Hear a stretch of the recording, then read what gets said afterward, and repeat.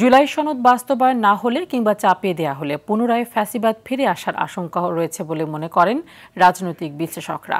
সনদের খসড়া চূড়ান্ত হলেও এর বাস্তবায়ন প্রক্রিয়া নিয়ে বিভেদ ও শঙ্কা তৈরি করেছে বলে জানান তারা। তাই রাজনৈতিক ঐকমত্যের ভিত্তিতেই এর চূড়ান্ত রূপ দেওয়ার কথা বলছেন বিশ্লেষক। খান আলমিনের রিপোর্টে থাকছে বিস্তারিত। ৮৪টি সংস্কার প্রস্তাব নিয়ে তৈরি হচ্ছে জুলাই জাতীয় সনদ। এর খসড়া চূড়ান্ত হলেও বাস্তবায়ন পদ্ধতি নিয়ে এখনও একমত হয়নি রাজনৈতিক দলগুলো। বাস্তবায়নের উপায় ঠিক করতে ১১ সেপ্টেম্বর থেকে রাজনৈতিক দলগুলোর সঙ্গে আলোচনা শুরু করেছে জাতীয় ঐকমত্য কমিশন। ৩ দিন আলোচনা হলেও সুরাহা না হয় রোববার পুনরায় বৈঠক হবে। ১০ অক্টোবরের মধ্যে বাস্তবায়ন পদ্ধতি নিয়ে সুপারিশ চূড়ান্ত করে সরকারকে দিতে চায় কমিশন। তাদের লক্ষ্য ১৫ অক্টোবরের মধ্যে সব দলের স্বাক্ষরের মাধ্যমে সনদের পূর্ণাঙ্গ রূপ দেয়া। আমরা আবার এখানে একত্রিত হয়েছি। সনদের সংবিধান সম্পর্কিত প্রস্তাবগুলো বাস্তবায়নের পদ্ধতি নিয়ে মতভিন্নতা কাটেনি। বিএনপি চায় প্রস্তাবগুলোর বাস্তবায়ন হবে জাতীয় নির্বাচনের পর সংসদের মাধ্যমে। জামাত চায় জাতীয় নির্বাচনের আগেই প্রস্তাবগুলোর বাস্তবায়ন এবং এর ভিত্তিতে নির্বাচন। এনসিপি বলছে গণপরিষদ গঠনের মাধ্যমে বাস্তবায়নের কথা।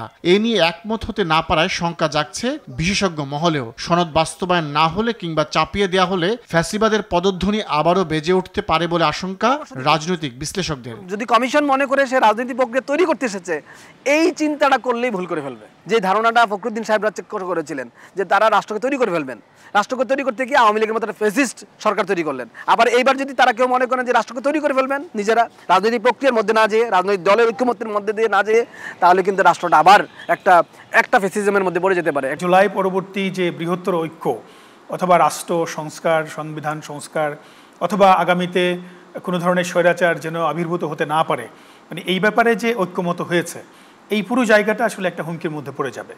এবং আগামীতে যে নির্বাচনের কথা আমরা বলছি যে ফেব্রুয়ারিতে নির্বাচন হবে, সেই নির্বাচনের প্রশ্নটিও একটি শঙ্কার মধ্যে পড়ে যাবে। তাই ছাড় দিয়ে হলেও একমত হওয়া প্রয়োজন বলে মনে করেন তারা। ঐক্যমত্য কমিশন আমি যতটুকু জানি যে এমন একটি প্রস্তাব দেওয়ার চেষ্টা করছেন যাতে করে সব রাজনৈতিক দলই এটি মেনে নেয়। এরকম একটি প্রস্তাবের দিকে এগোচ্ছেন যে এখানে গণভোটও থাকতে পারে, আবার আগামী নির্বাচনের আগে সেটি হবে একটি গণপরিষদও হবে। যেহেতু আপনি মনে করছেন যে পরবর্তী সংসদে সব পাশ হয় কি না, একটা সংশয়ের মধ্যে আছেন, সেই জন্য একটা রাজনৈতিক ঐক্যমত্য সবাইকে স্বাক্ষর করান।